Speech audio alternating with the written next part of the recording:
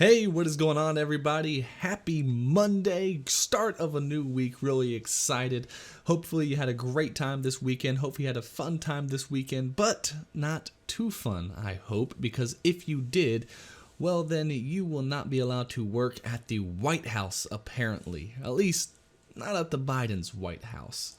So today we got a story here from the Daily Beast. Biden's White House Sandbags staffers sidelines dozens for pot use. For pot use. Let's just ignore the fact of what his son did, right? Let's just ignore the fact the crack, the cocaine, all that crazy stuff. Let's ignore all of that stuff that his son did. And let's just get back to it's for pot use. Of all things, I thought we were over this at this point, but apparently not. Is it any surprise the fact that Biden has already gone back on his promise to, decriminalize pot use? Nah, he won't allow any single person who smoked pot apparently in his White House now. So let's get to it. So, several staffers were informally told by transition officials that some past marijuana uses would be overlooked, only to be told later that they were being asked to resign. Oh, god damn. So, first off, here's the thing. Me personally, I don't really smoke much pot. I used to. I don't anymore. Like maybe once in a blue moon kind of thing. That's about it. It's pot.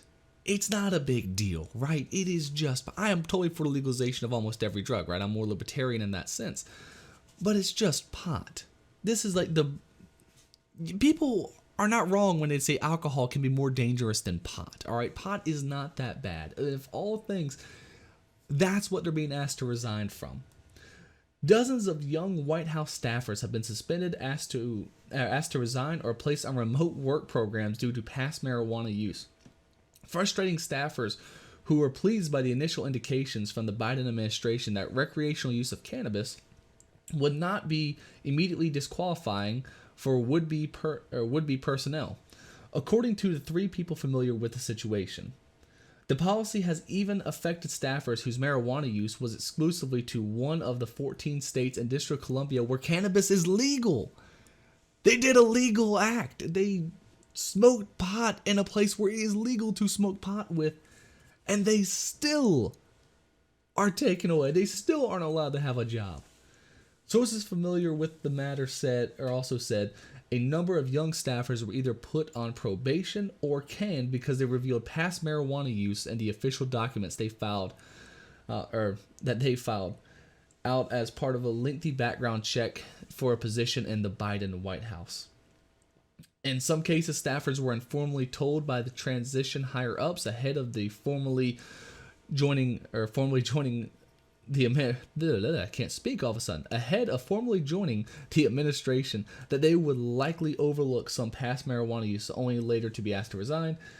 There were one-on-one calls with individual affected staffers, rather ex-staffers. One former White House staffer affected by the policy told Daily Beast, "I was asked to resign."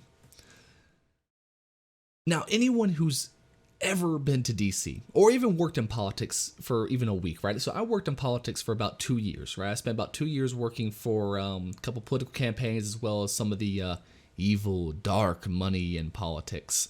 And I'm just going to say it, drug use is rampant. All right, people are doing coke, people are doing Adderall, people are just drinking absurd amounts. Alcoholism is through the roof. Pot use is one of the lowest things on that totem pole there. I mean, people are addicted to pain pills. I mean, it is everything going on behind the scenes of politics.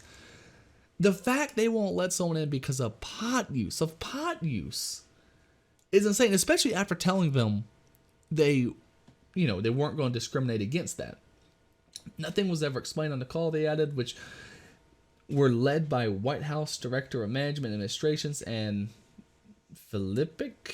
The policies were never explained. The threshold for what was excusable and what was inexcusable was never explained. So I'm not going to go through this entire article. I just kind of wanted to get through the basis here of the Biden White House is actually already starting to go back on this idea of decriminalizing pot at the very least, right? So they've been talking about for a while saying, hey, we're going to decriminalize it. We're going to push to legalize it. Yet now, the man whose son is a coke addict, meth addict, has had all these issues, done basically every drug under the sun, right? He's the one who's going to tell people, nah, you can't come in if you smoke pot. Can't come in if you smoke pot. His son could be on the board of Burismos, right? His son could be on the board of all these companies, can get, handouts from people in Moscow and China, can fly on Air Force One, but you can't smoke a little bit of pot. Just a little bit of pot. You can't smoke a little bit of pot. You can't get high on the weekend because, hey, you know what? You were outside and maybe you were hiking or something like that and say, I'm just going to relax a little bit out here, right? No, you can't do that. You go out to the beach, no, you can't smoke any bit of pot. You can't do anything. It shouldn't be surprising. It really shouldn't be. It shouldn't be surprising that the Democrats are already going back on one of the things they claimed they were going to be supportive of. But hey, here we are. But that's it for today. I want to make this kind of a quick one. If you enjoyed this, please make sure you do like and subscribe. Really want to grow a channel. Have a lot more here coming up soon. And we will see you again on Wednesday.